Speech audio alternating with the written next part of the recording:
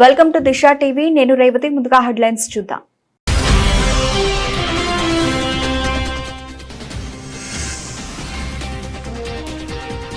Venezuela భూకంపాలు 32 మంది మృతి, 700 మందికి గాయాలు, వేలాది మంది చిక్కుకుపోయారు.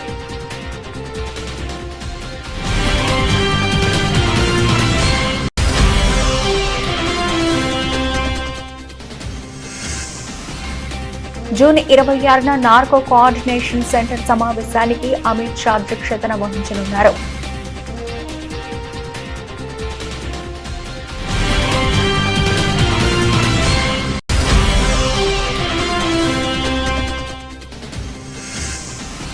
శివరాజ్ సింగ్ చౌహాన్ కుమారుడిపై చేసిన వ్యాఖ్యల విషయంలో రాహుల్ గాంధీ హైకోర్టులో విచారణ వ్యక్తం చేశారు.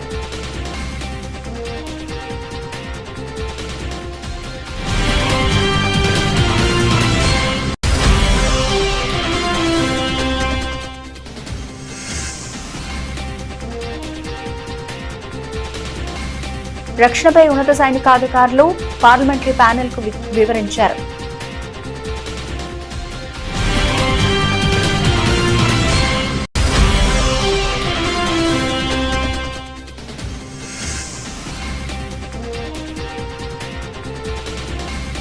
సీఎం రేవంత్ రెడ్డికి హైకోర్టులో ఊరట, ఒకేసారి 5 కేసుల కొట్టివేత.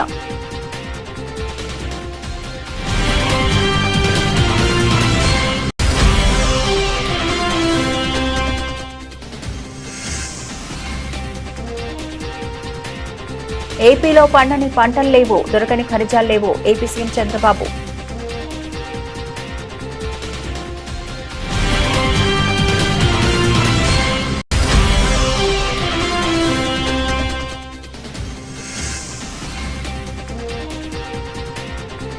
కాంగ్రెస్ పాలనలో పాత్రికేయులు అనేక ఇబ్బందులు ఎదుర్కొంటున్నారు కేటీఆర్.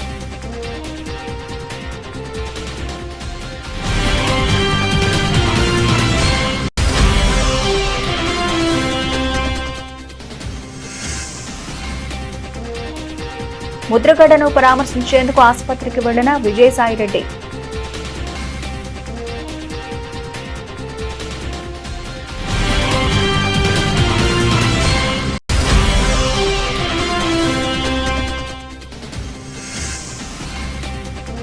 హాస్పిటల్లో అరుదైన దృశ్యం, ఒకే వేదికపై సీఎం చంద్రబాబు, రేవంత్, డీకే శివకుమార్.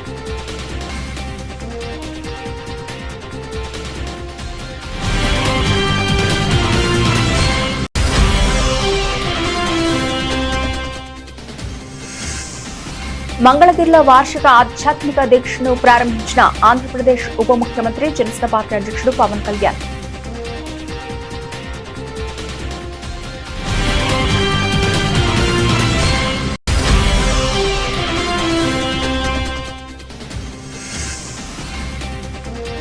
ఎన్సీఆర్హెచ్ షార్డీలో బోనాల సమన్వయ సమావేశం, మంత్రులు, ఎమ్మెల్యేలు, ఎంపీలు, అధికారులు హాజరు.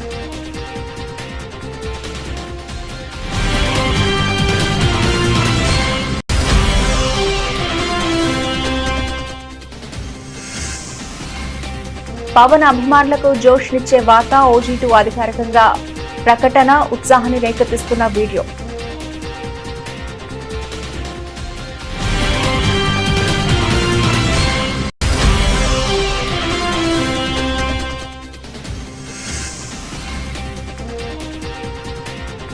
స్కాట్లాండ్ పై 3-0 తేడాతో విజయం సాధించి నాకౌట్ దశకు చేరిన బ్రెజిల్.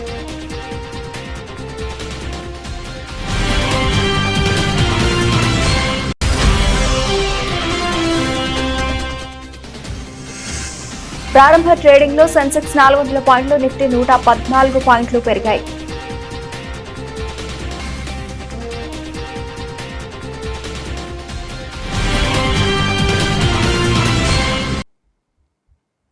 ఈ ఉదయం వెనిజులాను కుదిపేసిన 2 భారీ భూకంపాల కారణంగా 32 మంది మరణించినట్లు ధృవీకరించబడింది. రాబోయే గంటల మృతుల సంఖ్య మరింత పెరిగే అవకాశం ఉందని అధికారులు భావిస్తున్నారు. తాత్కాలిక అధ్యక్షురాలు డెల్సీ రోడ్రిగ్జ్ అత్యవసర పరిస్థితిని ప్రకటించారు. నష్టం కారణంగా కారకాస్లోని సైమన్ బొలివర్ అంతర్జాతీయ విమానాశ్రయాన్ని మూసివేసినట్లు ఆమె తెలిపారు. రిక్టర్ స్కేల్పై 7.2 తీవ్రతతో మొదటి భూకంపం కారకాస్ కు పశ్చిమాన సుమారు 168 కిలోమీటర్ల దూరంలో ఉన్న మోరోన్లోకు పశ్చిమంగా సంభవించిందని యుఎస్ జియోలాజికల్ సర్వే తెలిపింది. కొద్ది క్షణాల తర్వాత అదే ప్రాంతానికి సమీపంలో 7.5 తీవ్రతతో రెండవ మరింత బలమైన ప్రకంపన సంభవించింది. అత్యవసర సహాయక సేవల ప్రకారం ఈ విధ్వంసకర భూకంపాల వల్ల కారకాస్ లో కూలిపోయిన కట్టడాలు, ఎత్తైన భవనాల శిథిలాల కింద వేలాది మంది చిక్కుకుపోయి ఉండవచ్చు. గాయపడిన వారు త్వరగా కోలుకోవాలని మేము ప్రార్థిస్తున్నాం. ఈ క్లిష్ట సమయంలో ప్రభావితమైన వారందరికీ అండగా నిలుస్తాము. సాధ్యమైనంత సహాయం అందించడానికి భారతదేశం సిద్ధంగా ఉంది.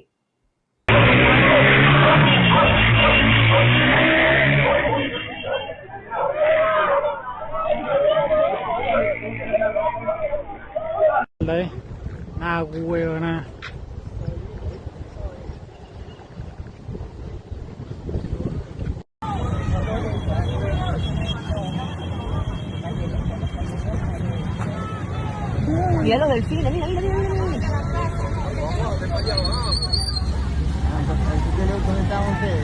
Sí, mira cómo se cayeron todas las paredes del frente. Y esto de aquí también, ¿eh? Marico, esto es muy impresionante, mira esto. Ay, Dios mío, la gente. Parece una guerra.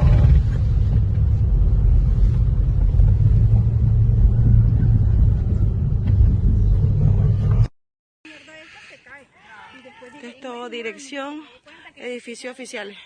మాదక ద్రవ్యాల అక్రమ రవాణా మరియు వ్యసనానికి వ్యతిరేకంగా భారతదేశం చేస్తున్న పోరాటాన్ని బలోపేతం చేసే దిశగా ఒక కీలక ముందడుగులో భాగంగా కేంద్ర హోంమంత్రి అమిత్ షా శుక్రవారం న్యూఢిల్లీలో నార్కో కోఆర్డినేషన్ సెంటర్ యొక్క 10వ అత్యున్నత స్థాయి సమావేశానికి అధ్యక్షత వహించనున్నారు.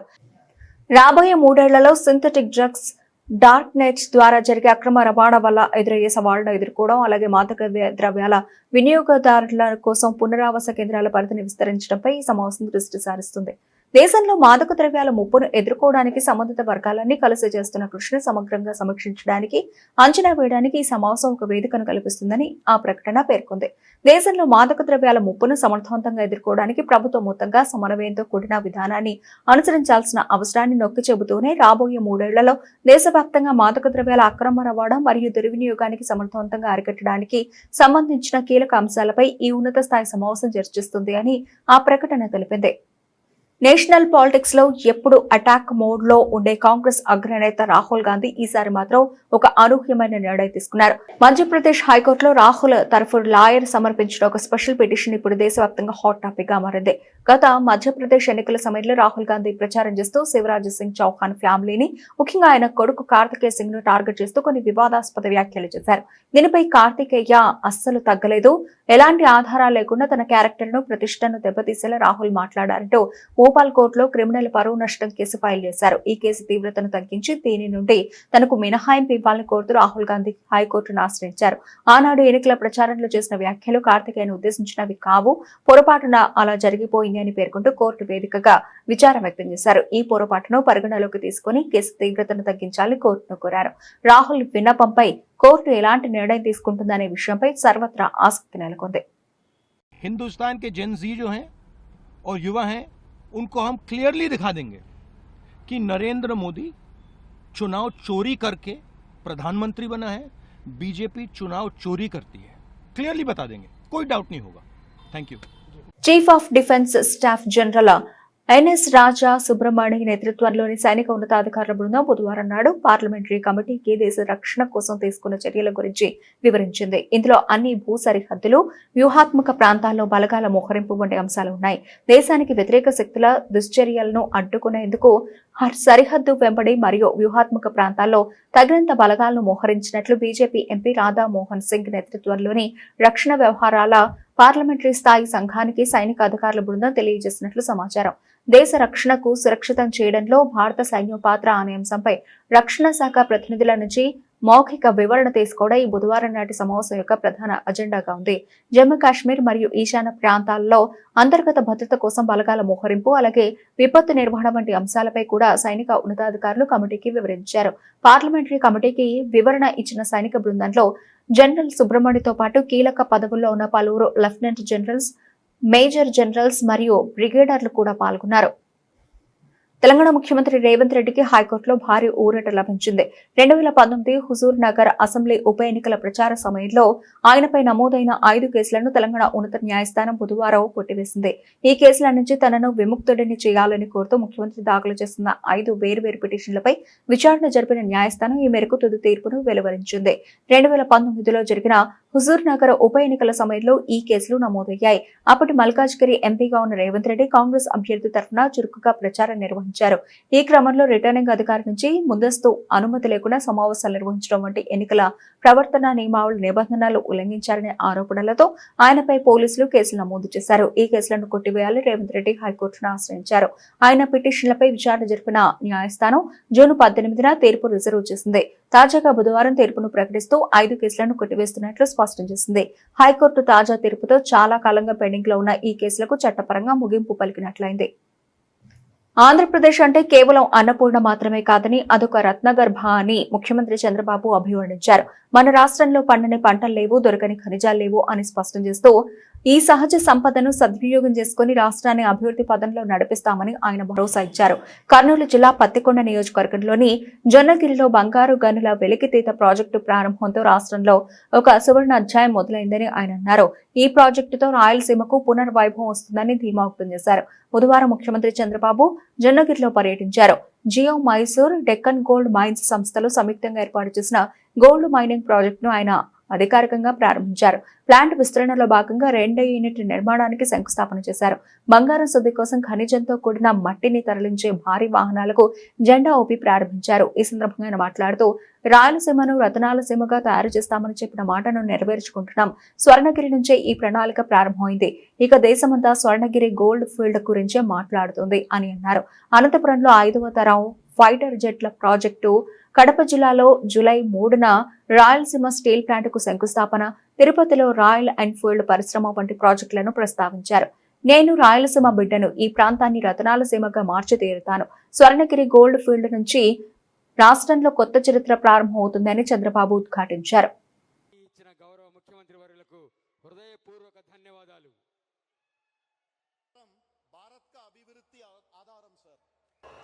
ఒక సువర్ణ అధ్యాయం మొదలైంది.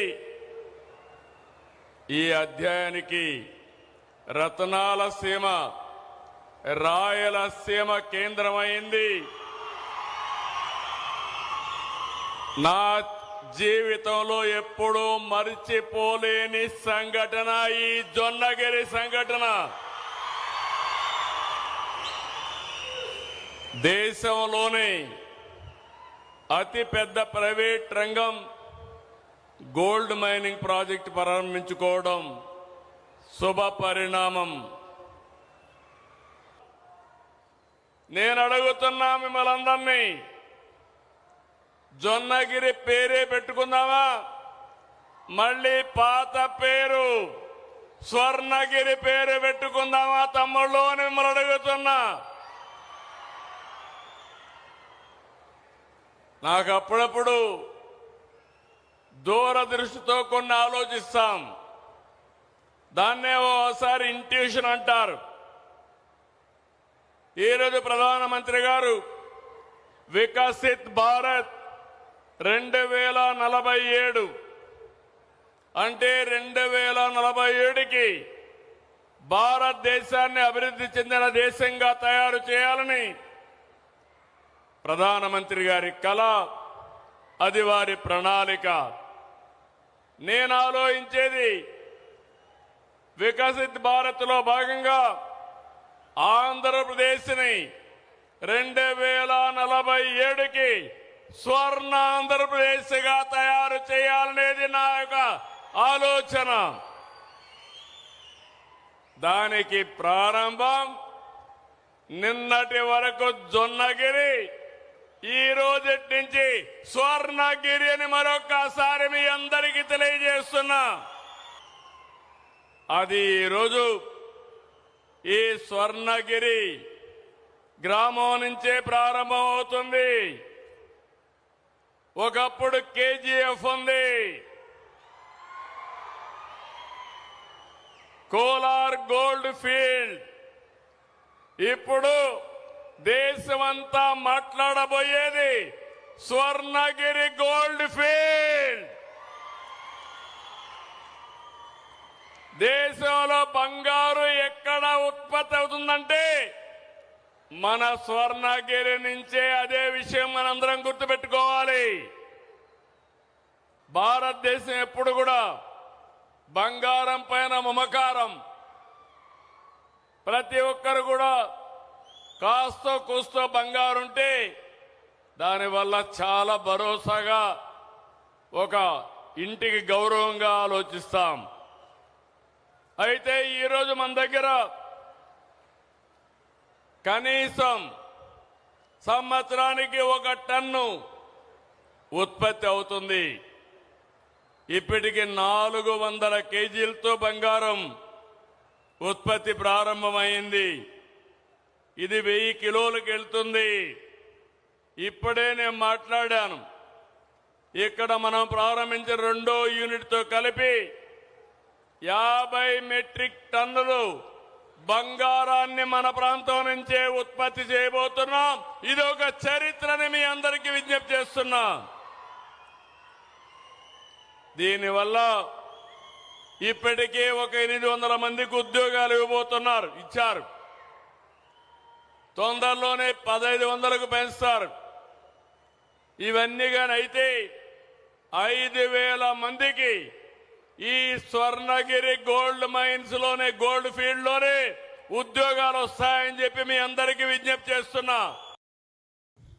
రాష్ట్రంలో కాంగ్రెస్ పాలనలో జర్నలిస్టులు అనేక ఇబ్బందులు ఎదుర్కొంటున్నారని బీఆర్ఎస్ వర్కింగ్ ప్రెసిడెంట్ కేటీఆర్ ఆందోళన వ్యక్తం చేశారు.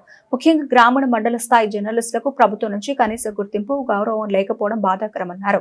కాంగ్రెస్ ప్రభుత్వం తక్షణమే స్పందించి పెండింగ్ లో ఉన్న జర్నలిస్టుల హెల్త్ కార్డ్స్, ఇళ్ల స్థలాలు, అర్హులైన విలేకరులందరికీ కొత్త అక్రిడేషన్లు మంజూరు చేయాలని డిమాండ్ చేశారు. సత్తుపల్లిలో మీడియాతో మాట్లాడుతూ ఆయన ఈ వ్యాఖ్యలు చేశారు.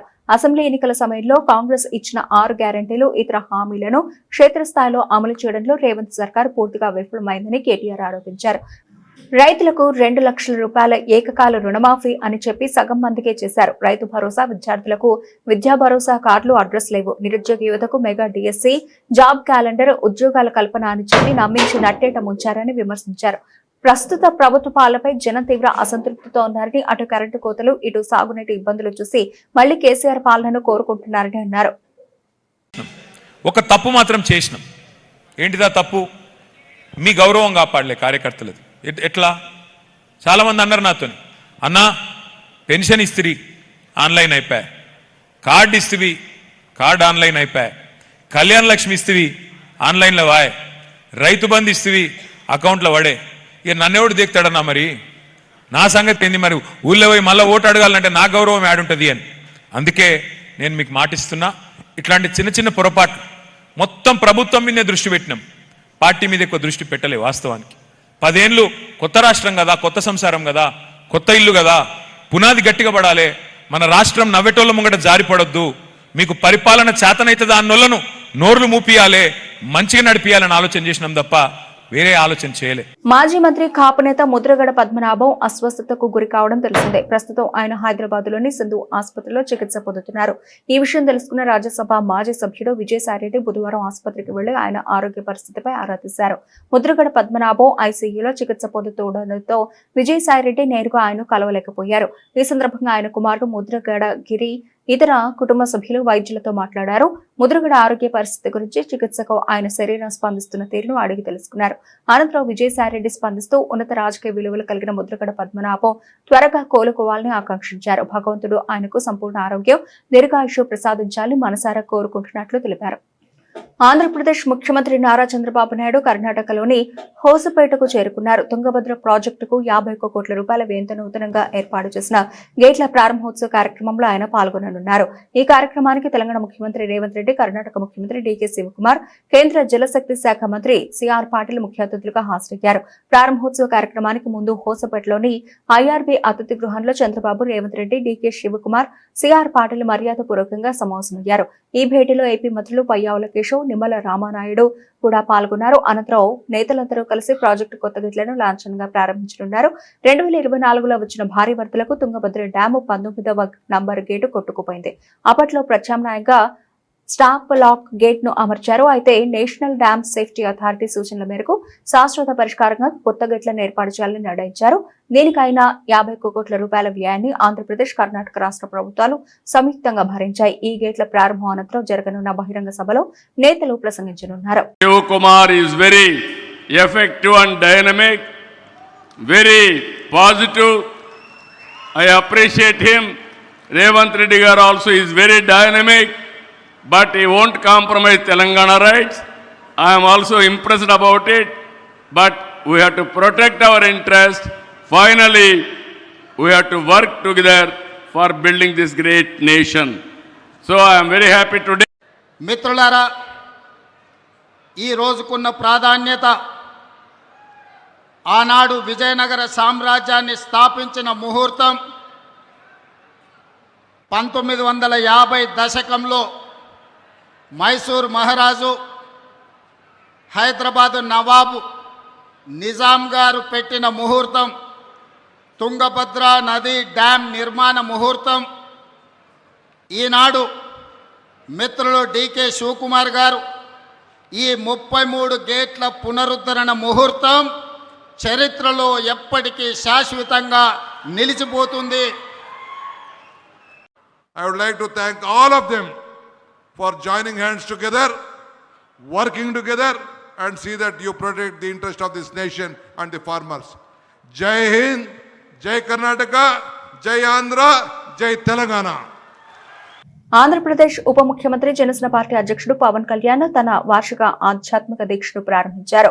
గుంటూరు జిల్లా మంగళగిరిలోని శ్రీ పానకాల లక్ష్మీ నరసింహస్వామి ఆలయంలో ఆయన శాస్త్రోక్తంగా ఈ దీక్షను స్వీకరించారు. దీక్ష స్వీకరణకు ముందు పవన్ కళ్యాణ్ ఆలయంలో ప్రత్యేక పూజలు, అర్చనలు నిర్వహించారు. స్వామివారికి పట్టు వస్త్రాలు సమర్పించి అష్టోత్తర శతనామావళి పూజ జరిపించారు.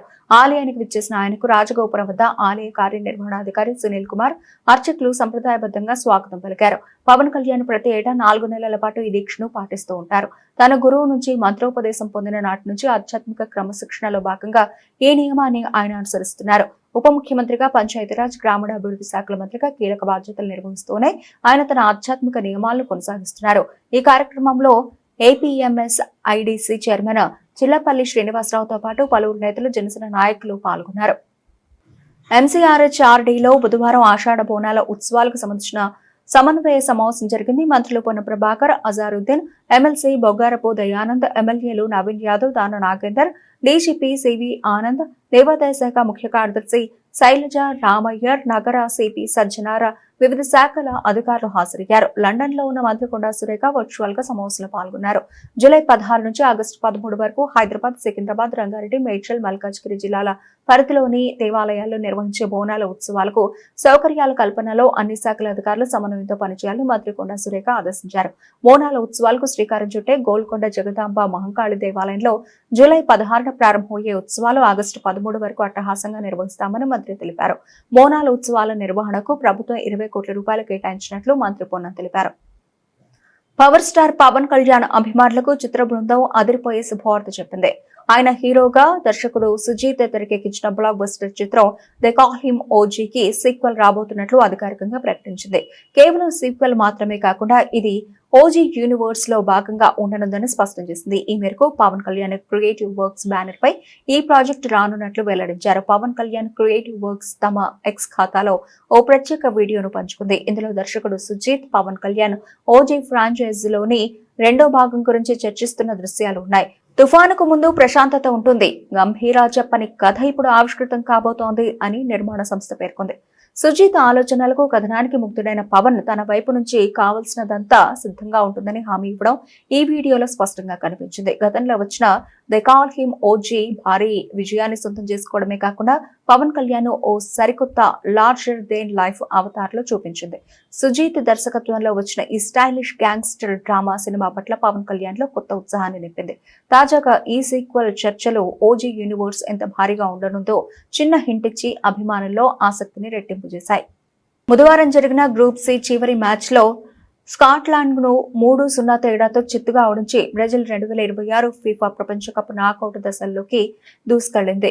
ఈ అద్భుతమైన విజయంలో వినిసియస్ జూనియర్ 2 గోల్స్ చేయగా నెయ్మార్ దాదాపు 3 ఏళ్ల తర్వాత బ్రెజిల్ జెర్సీలో తొలిసారిగా బరిలోకి దిగాడు. కార్లో అన్సెలోటి జట్టు 7 పాయింట్లతో గ్రూపుల అగ్రస్థానంలో నిలవగా దాదాపు 65,000 మంది అభిమానులు నెయ్మార్కు ఘన స్వాగతం పలికారు. హైతీపై 4-2 తేడాతో విజయం సాధించిన మొరాకో రెండో స్థానంలో నిలిచింది. వెనిసియాస్ ఇప్పుడు గ్రూప్ దశలోనే 3 మ్యాచ్లలోనూ గోల్స్ చేసి ఈ టోర్నమెంట్లో మొత్తం 4 గోల్స్ సాధించారు. దీంతో అతను కైలియన్ ఎంబాపే, ఎర్లింగ్ హాలాండ్లతో పాటు అగ్ర గోల్ స్కోరర్ల సరసన నిలిచాడు. లియోనెల్ మెస్సీ కంటే కేవలం 1 గోల్ మాత్రమే వెనకబడి ఉన్నాడు. విరామానికి కొద్దిసేపటి ముందు జాక్ హెన్రీ నుండి బంతిని వినిసియస్ లాక్కోవడంతో బ్రెజిల్ దాదాపు 2-0 ఆధిక్యం సాధించింది. కానీ ఫౌల్ కారణంగా వీఆర్ తనిఖీ తర్వాత ఆ గోల్ను తిరస్కరించారు. అయితే ఆ రాత్రి అతిపెద్ద కేరింతలు నెయ్మార్కే దక్కాయి. ఎందుకంటే ఆన్సెలోటి 34 ఏళ్ల ఆటగాడిని అక్టోబర్ 2023 తర్వాత బ్రెజిల్ జెర్సీలో మొదటిసారిగా మైదానంలోకి దించాడు. సానుకూల ప్రపంచ సంకేతాలు, పెట్టుబడిదారుల విశ్వాసం తిరిగి రావడం మరియు హార్ముజ్ జలసంధిలో సజావుగా సాగుతున్న వాణిజ్య కార్యకలాపాల మధ్య భారత ఈక్విటీ మార్కెట్ గురువారం లాభాలతో ప్రారంభమైంది. 16 ప్రధాన రంగాలలో 15 రంగాల లాభాలు నమోదు చేయగా విస్తృత స్మాల్ క్యాప్ మరియు మిడ్ క్యాప్ విభాగాలు కూడా 0.4% మేర పుంజుకున్నాయి. గత ముగింపు ధర 76,991.22 తేడాతో పోలిస్తే ఉదయం 9:30 77,391.07 వద్ద సానుకూలంగా ప్రారంభమైన బీఎస్ఈ సెన్సెక్స్ 400.66 పాయింట్లు లేదా 0.52% పెరిగి 77,391.88 వద్ద ముగిసింది. అయితే పెళ్లిళ్ల సీజన్ మరియు ఇతర పండుగల డిమాండ్ను పెంచడంతో రాబోయే కొద్ది నెలల్లో బులియన్ ధరలు పెరిగే అవకాశం ఉంది. భారతదేశంలో బంగారం కేవలం ఒక లోహం మాత్రమే కాదు, ఇది సాంస్కృతిక భావాలతో గాఢంగా ముడిపడి ఉంది మరియు తరచుగా దీర్ఘకాలిక పెట్టుబడిగా పరిగణింపబడుతుంది. బులెటిన్ ముగించే ముందు హెడ్లైన్స్ మరోసారి.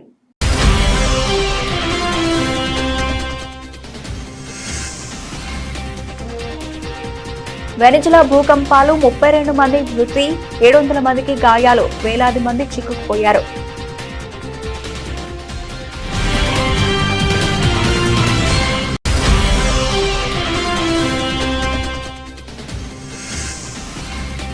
జూన్ 26న నార్కో కోఆర్డినేషన్ సెంటర్ సమావేశానికి అమిత్ షా అధ్యక్షతన వహించనున్నారు.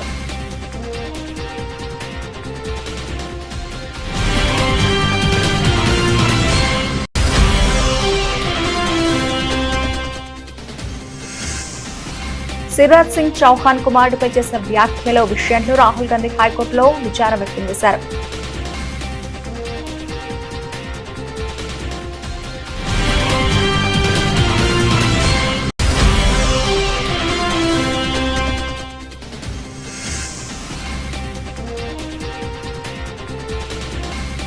రక్షణపై ఉన్నత సైనికాధికారులు పార్లమెంటరీ ప్యానెల్ కు వివరించారు.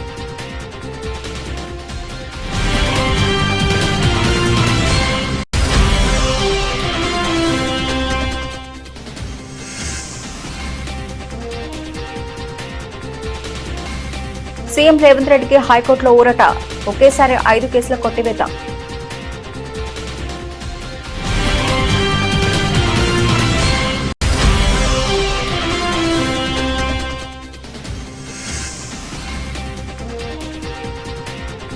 ఏపీలో పండని పంటలు లేవు, దొరకని ఖనిజాలు లేవు, ఏపీ సీఎం చంద్రబాబు.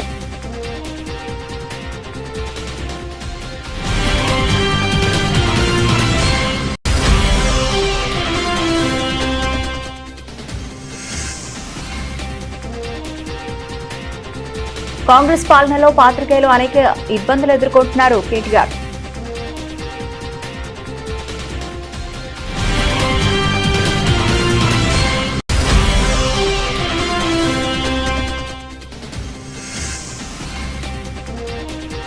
ముద్రగడను పరామర్శించేందుకు ఆసుపత్రికి వెళ్లిన విజయసాయిరెడ్డి.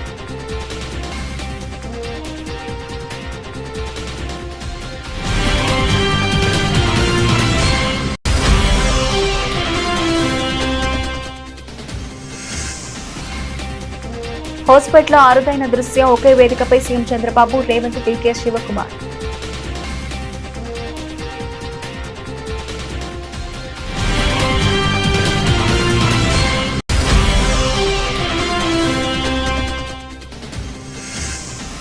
మంగళగిరిలో వార్షిక ఆధ్యాత్మిక దీక్షను ప్రారంభించిన ఆంధ్రప్రదేశ్ ఉప ముఖ్యమంత్రి జనసేన పార్టీ అధ్యక్షుడు పవన్ కళ్యాణ్.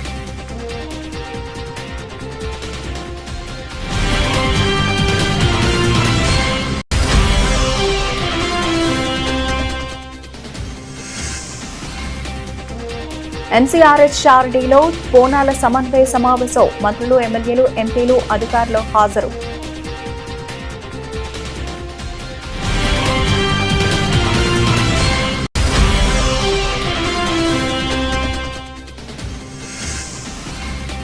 పవన్ అభిమానులకు జోష్నిచ్చే వార్త. OG2 అధికారికంగా ప్రకటన ఉత్సాహాన్ని రేకెత్తిస్తున్న వీడియో.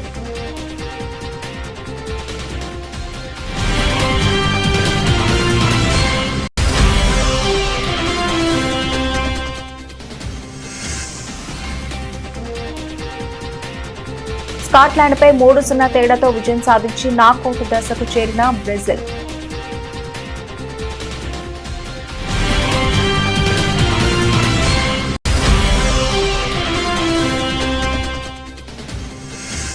ప్రారంభ ట్రేడింగ్ లో సెన్సెక్స్ 400 పాయింట్లు, నిఫ్టీ 114 పాయింట్లు పెరిగాయి.